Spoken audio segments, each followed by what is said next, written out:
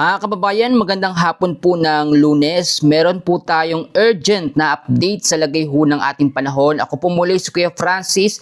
Dito po tayo tuwing hapon nag-update. So i-share at i-like nyo po para mas marami pa rin po ang makapanood.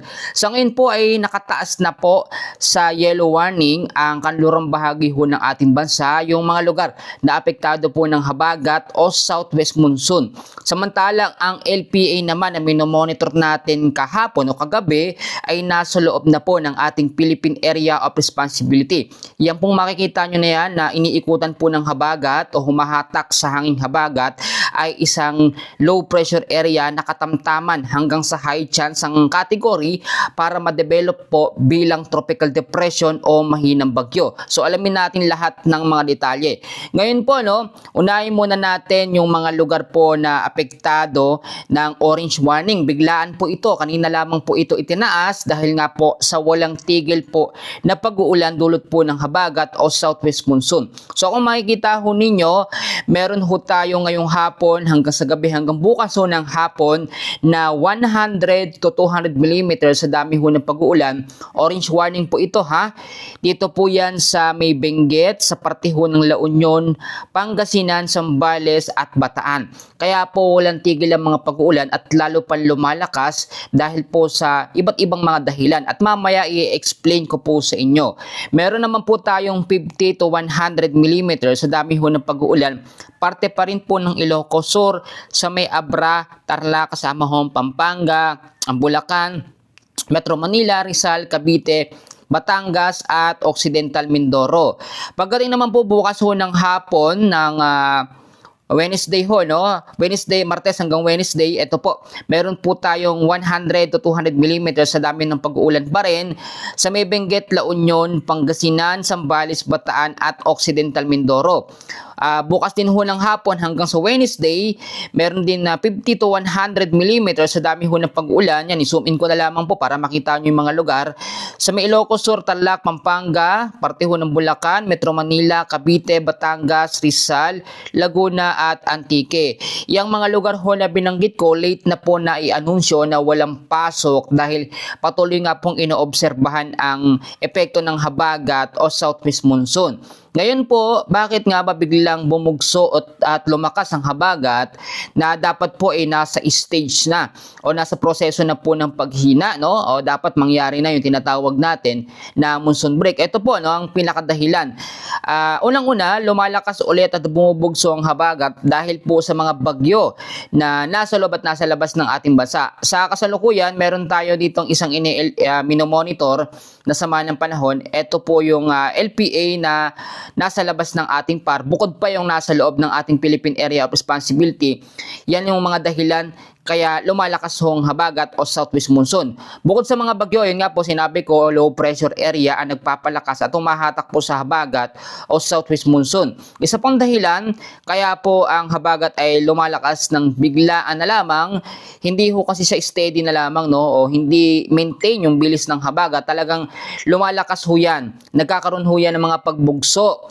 Ang karaniwan kasi na lakas ng habagat ay nasa 35 to 50 kilometers per hour at pag bumugso ho yan, mas malakas pa po yan sa tinatawag natin na category 1 o itong signal number 1 na category po ng bagyo. Kaya medyo delikado po talaga kapag nagkaroon ng pagbugso. Kung mapapansin nyo, nasa orange warning na tayo na kaninang umaga ay yellow warning lamang. So tanong, tataas pa ba o itataas pa ba sa red warning? Ito nga pong mga lugar na binanggit ko kanina. Sa base po sa forecast na ilalabas ng Pag-asa, may tsansa na tumaas pa sa red warning yung mga lugar po dyan sa may Benguet, La Union, Pangasinan, Zambales at Bataan kung mas magtutuloy-tuloy ang epekto ng habagat o southwest monsoon. Ito po ang senaryo natin ngayon dahil meron tayong LPA na minomonitor na nasa loob ng ating Philippine Area of Responsibility, yang sinusundan ng hanging habagat, ay may tsansa pong ma-develop bilang tropical depression o mahinang bagyo. At kapag naging bagyo naman po yan, tatawagin po yung bagyong Neneng sa loob po ng ating Philippine Area of Responsibility. So, ang magiging dahilan ulit para matagalan na naman na mawala ang habagat o southwest monsoon ay ang panibagong banta ng bagyong Neneng na madedevelop sa mga susunod po na mga oras. Bukod po sa Bagyong Neneng o banta ng Bagyong Neneng na mabubuo sa mga susunod na mga oras, may isang LPA pa dito sa may kanlurang bahagi ho ng ating bansa, pero medyo hindi naman ito mabubuo, nakikitang made-develop din bilang tropical depression, pero kailangan pa rin ho nating i-monitor. Isa pang tanong ng mga kababayan natin kung etong LPA kapag naging Bagyong Neneng ay magiging malakas ba o magiging typhoon o super typhoon, kasi yun ang pinapangambahan natin dito. Ang typhoon at super typhoon category na siyang magpapalakas o magpapa-enhance ng todo sa habagat o southwest monsoon. Sa ngayon, hindi naman nakikita nalalakas ito nga pong banta ng susunod na bagyo na ito sa pagiging typhoon o super typhoon, pero maging alerto at maging handa na lamang po tayo dahil dalawang sama ng panahon ang nasa loob ng ating bansa, itong habagat at ito nga pong banta ng susunod po na magiging bagyo. Sa isang monitoring screen natin, nandyan po yung mga makikita nyo ha, nandyan yung LPA, nandyan yung habagat. So, ito naman yung pinakapagtuturo ko po ng direkta kung ano yung nangyayari sa galaw at kilos. At ito po, no, sa inilabas ho na pag-asa din na tinatawag natin na forecast weather condition, i-summarize ho natin.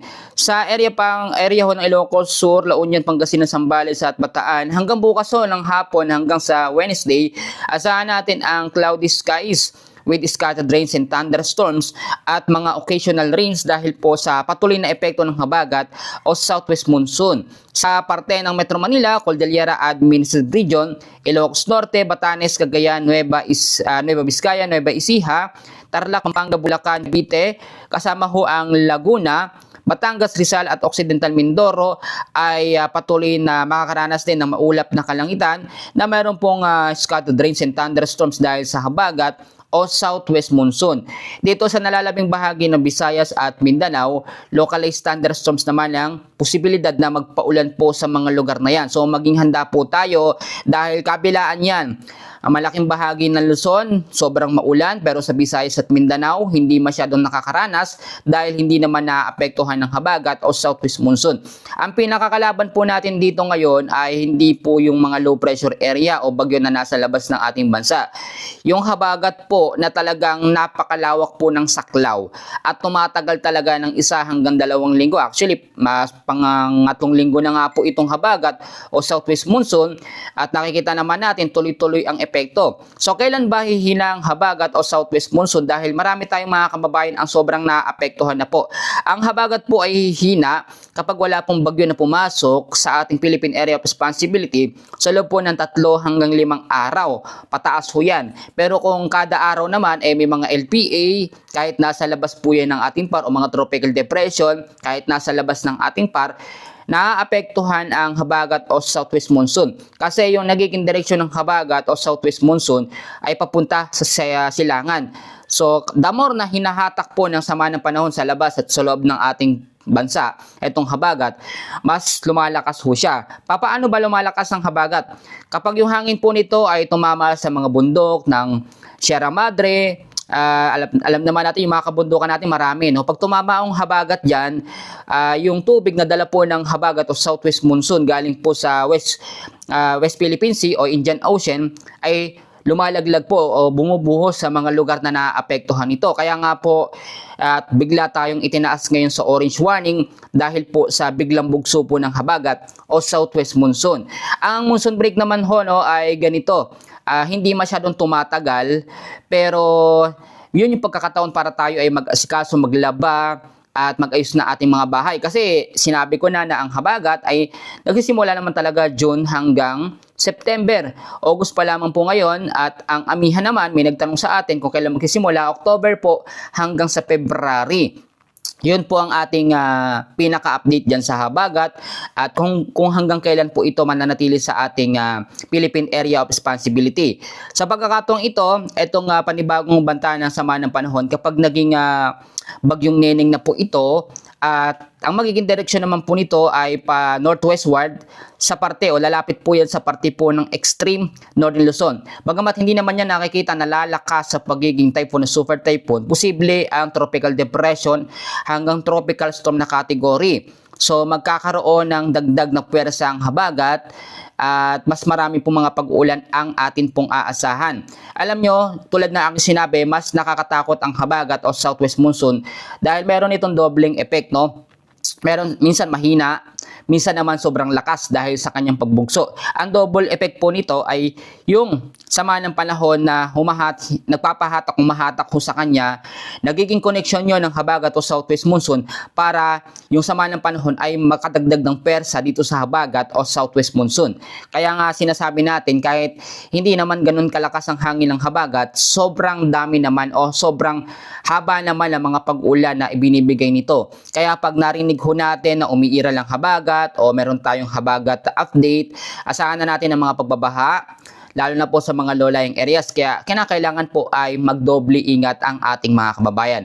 So ngayon, yan po muna ang latest na update natin sa lagay ng ating panahon. Ako po muli si Kuya Francis, ang inyong tagapaghatid ng balita ngayong hapon po. At hanggang sa gabi na rin ito ng Lunes, maraming salamat at God bless po sa inyong lahat.